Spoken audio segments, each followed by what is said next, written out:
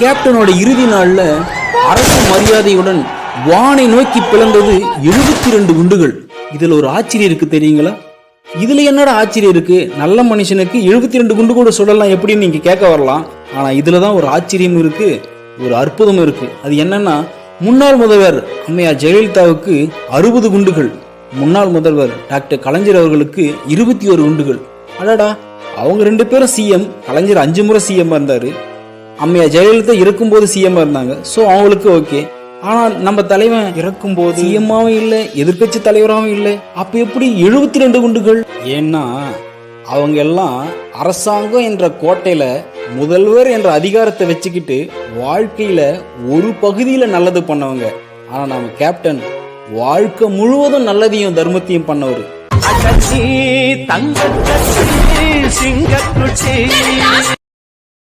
Download ShareChat.